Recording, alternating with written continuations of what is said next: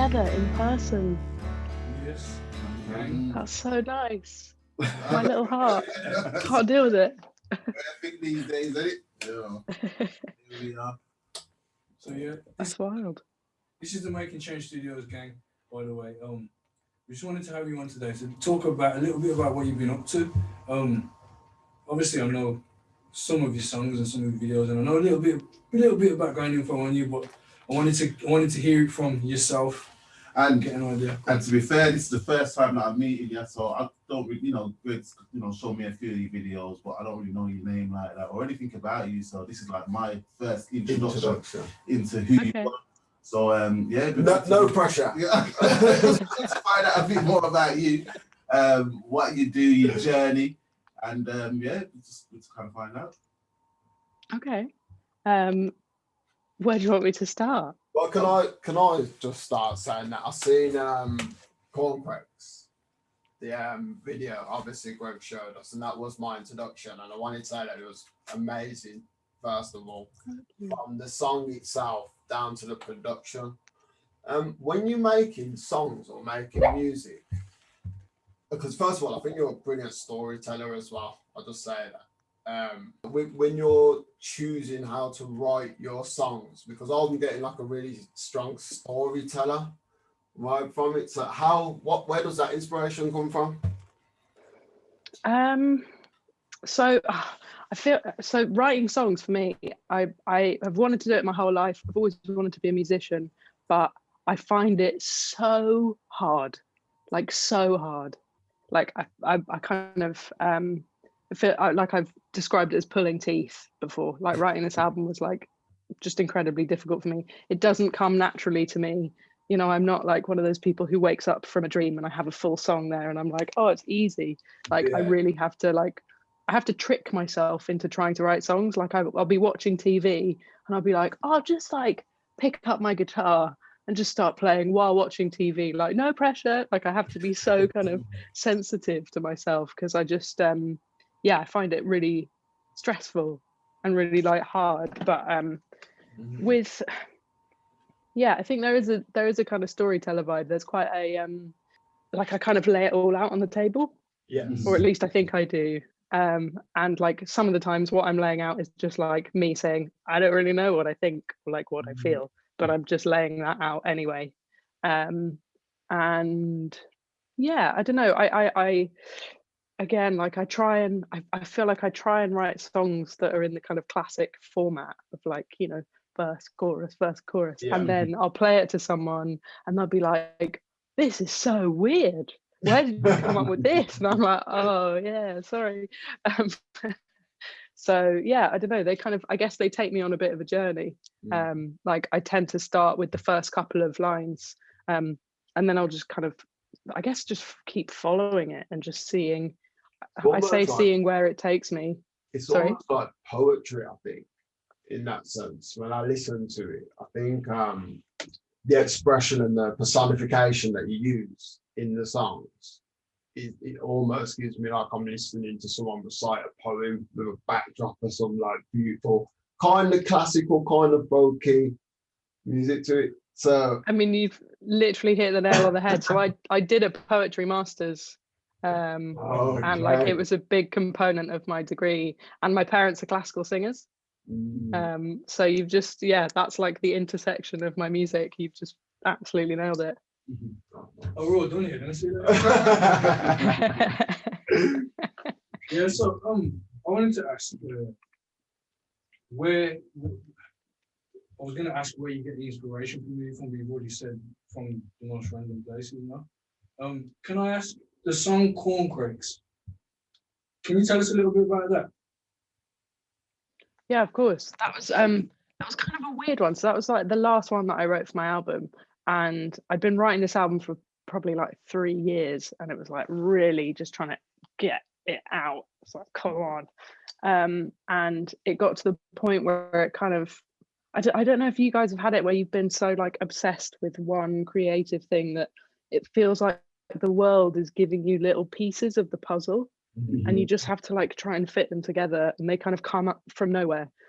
So with Corncrakes, I was reading a few different things at that point, and I was reading The Outrun, which is by Amy Liptrot.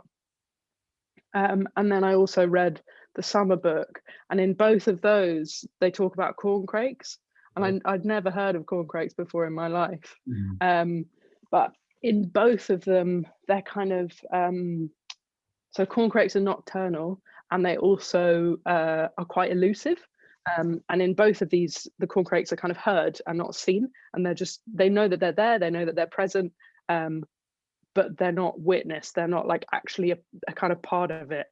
They're like like an underlying background narrative that kind of just appears and then goes. And it's weird because like now looking back at the song, I'm like, that's so smart. Like, it's the kind of the feelings that are present, but they're just underlying. At the time, I didn't have a clue that I was writing about that. I kind of, it was those like pieces of the puzzle where I was like, I know these kind of fit together. I don't really know how, so I'm just gonna like put them there, see how that goes. And it's really weird looking back on songs that I kind of thought like I didn't think it was that on the nose, and now when I listen to it, I'm like, oh, okay. It's an interesting one for me because it feels. So have you Sorry. found the reception then? Because obviously, I don't know if this is your first album that you've released, but when you release something that you put a lot of work into, your whole dear, it's your artist expression, and then you release it out into the world. Obviously, you release it for people to kind of appreciate, but judge, and everybody's going to have an opinion on it. How was the reception, and how did it feel? Just putting all your hard work out there for it to be scrutinized. Yeah, it's really weird. I still kind of don't really believe that it's actually out in the world in a way. I still kind of like, I have really nice chats with people, but I'm like, oh, they're the only people who've heard it. It's like, there's only like a handful of people who've heard it. I kind of, I guess I haven't really got to the point where I've actually acknowledged. Yeah, it's kind of wild. It's kind of unfathomable for me. I'm like, oh, some people have heard it, maybe. To be fair, I listened to it 3,000 times because I mean, well, we won't go into it. So I follow you on Instagram. Corncrakes came inspired from seeing Corncrakes in the two books. Am I right in thinking you've got a general interest in birds, no? That's correct. Yeah. Okay. Again, it felt like little bits of the world were like, it felt like little puzzle pieces. So I'd written like 5 songs for the album, and at that point I still wasn't convinced that I was anywhere near finishing it. And I mean, not to sound too wafty or anything, but I had the dream where a version of me like came up and stood in front of me and was like, hello, you've written half of an album, and just so you know, it's got too many birds in it. And I woke up and I was like, birds, I need to put more birds in it. And yeah, it was around that point where I basically just like suddenly became interested in birds.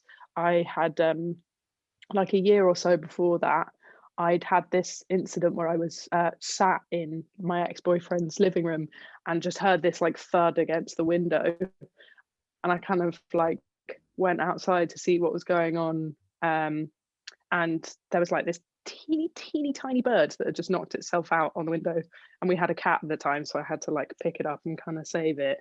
And I was looking at it and I thought it died, and I had it in my hand, and it was so small and bizarre, and like being that close to it was kind of amazing. And then it obviously like flew kind of into my face and flew off, and I didn't know what it was, and I was like, I've never seen a bird like that before in my life. And I did some Googling and found out like what it was, found out that it was a goldcrest, and they're like the smallest British birds. They're so cute. And I suddenly, it was weird. It's like, when you suddenly realize that there's something like everywhere, and like if you just sort of tuned into it, you can see it everywhere. Yeah. So like I did like an illustration course when I was like 16 and suddenly realized that like everything was illustrated. Like in supermarkets, they have like illustrations of the thing that they're selling on the packet, or like, I don't know. And it felt like that. I was like, birds are literally everywhere. Like even in a city, you just see birds everywhere. And they're like fucking dinosaurs and they can fly, and everyone just thinks that that's normal. And they're like, oh, it's a pigeon. Like it's a shit pigeon. And you're like, it's not a shit pigeon. Like that can fly. It's got like iridescent, amazing feathers and stuff. Yeah.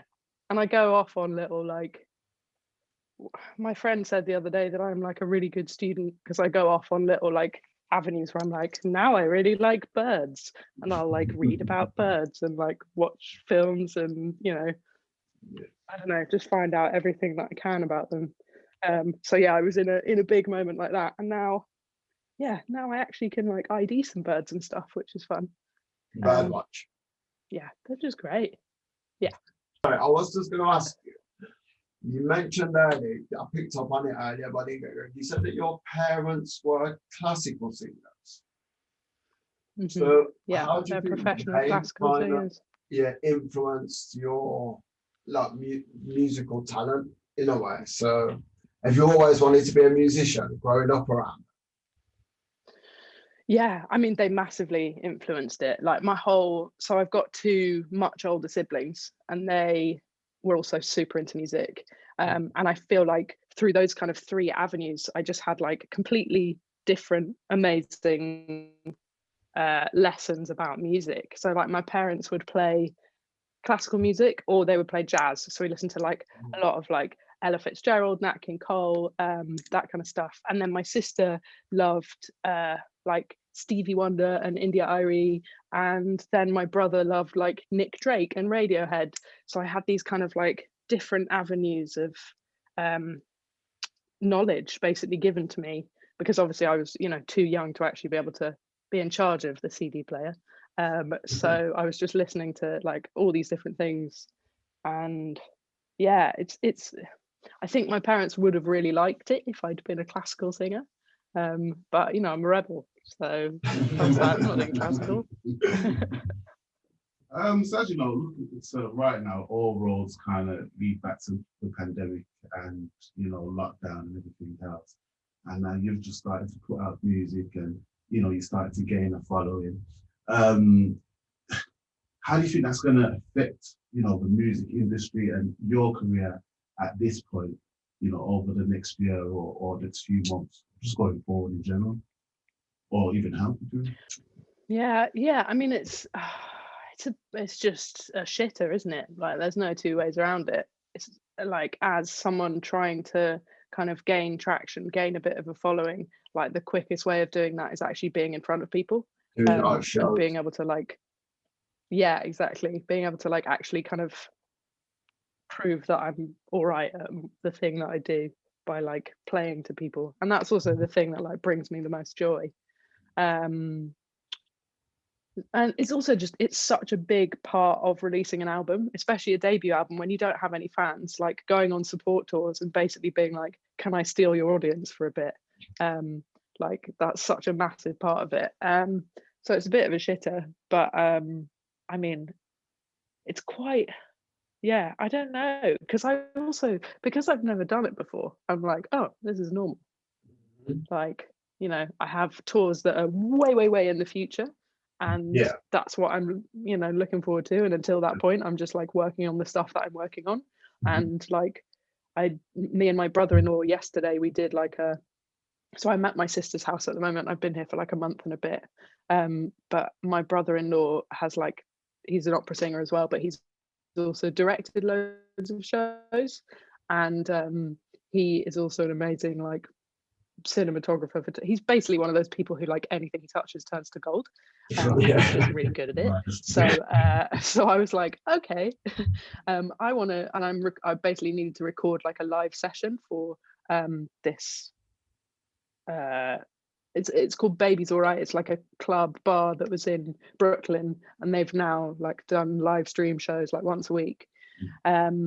so I was recording something for that, and it's so much fun, like being able to kind of tap into like different avenues of creativity that I haven't necessarily like used before, because I've just been like, oh, I'm just playing in front of people and I just have to get over my like stage fright. Whereas this is like, there's no audience, so I'm gonna like do everything that I can. So like loads of different projection stuff, like playing stuff back on like old school tape players, like, yeah, I don't know, just, so I guess in a way like it's fun because I'm now accessing all these different things that I wouldn't have necessarily thought to do before. And like I'm like learning Ableton, I've gone back to uni, I'm doing a master's in music, like all of this stuff I wouldn't have been doing had the world not shut down. Yeah, that's amazing. This is made us all kind of have to adapt and evolve in a way, isn't it? And make the best of a bad situation in a way. Yeah, totally. I just found that like up until, so I only applied for this master's in September, got in September, and then started doing it. But like up until that point, like my brain was just eating itself. Like it just not having like a focus, not having a purpose, everything being like indefinitely delayed, and obviously just like existential threat, existential stress, like anxiety about everything. Like I was just like completely eating myself. So I was like, okay, I need to have some sort of purpose, some sort of focus. Do you ever yeah, it was that adaptability. Yeah, sorry. Do you ever feel like no anxiety to feel that you need to fit into a certain box to go with your music? Yeah. Do people try and get you, or has the industry ever tried to conform a little? Like, oh no, do a bit more of this, or does that happen to you? Yeah, it's so I think kind of, I guess luckily I haven't been that involved in like the industry part of it, so no one's kind of tried to change me in that sense. I think definitely I feel a pressure because I'd like to be able to do it for my career, so I feel a pressure to like try and make it as like viable as possible. But then it gets back to that thing where like I'll try and write a song, I'll try and write like a pop banger, and I play it to someone and they're like, well, this is fucking weird, isn't it? And I'm like, damn it, I tried so hard. Do you know what's funny about that? So yeah, I guess like that actually happens to me when I write poetry. When someone says, why don't you write nothing happy? You don't write anything happy. I try and write something happy and I'm like, this is awful. It just feels cheese. I'm just like, I can't do it. I respect people who are kind of chameleons and who can like, they'll be like, oh, I haven't written anything happy, so I'm going to write something happy. Whereas like, if I try and write a succinct pop happy song, it ends up in this like weird meandering, like amorphous blob thing, which is kind of what my music is. So yeah, if people are flexible and adaptable enough to actually be able to go into another thing, I'm all for that. I try. So are you somebody who's an independent artist, or you work with a label, or do you have plans to work with a label, or do you just plan to be independent and just totally control of your own career? Like, have you got an avenue, or you max out anything like that for your career? Yeah, so I do have a label. They're an indie label, and they're based in Berlin, and it's really interesting. So my master's is a music master's, so I'm kind of learning about labels because basically I didn't really know that many people in the industry beforehand, so I don't really know that much about it. But like I have absolute autonomy over all of my stuff, which is so sick, and it's something that I hadn't really clocked might not be a thing. So like I get to make all of my own album artwork, which is what I did. Like I've done all my tour posters. I have final say on all the videos. I've got to like direct the videos. And it's really interesting because I'm aware that people aren't always that lucky. And with they tend to give away a lot in terms of ownership over their music and how to sell themselves, etc. So it sounds like a very good situation where you are. Yeah, Absolutely. And I feel like maybe, you know, if it was a major label thing, if they were throwing more money at me, they probably would try and push me into a specific, like much more lucrative thing. But as it is, yeah, so far they've just been like, of course you can express yourself. This is the whole point, is for you to be able to artistically express yourself. Like that's what we bought into. So that's what we want you to do. Which is like, yeah. That's really good to hear, because you hear a lot of stories about people that sign to labels, and the music kind of, as you say, like you get pushed into making certain songs for some clubs or whatever, and you feel like, or I feel like, when you listen to an artist's first album, and then as the albums progress, the music seems to become more sort of homogenized. Is that the right word?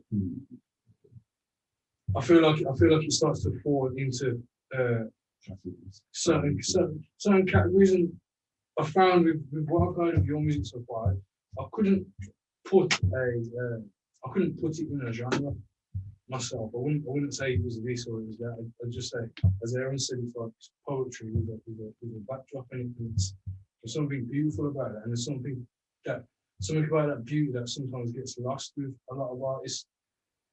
And to hear that your label is allowing you to just express yourself and be yourself, that's a good thing to hear.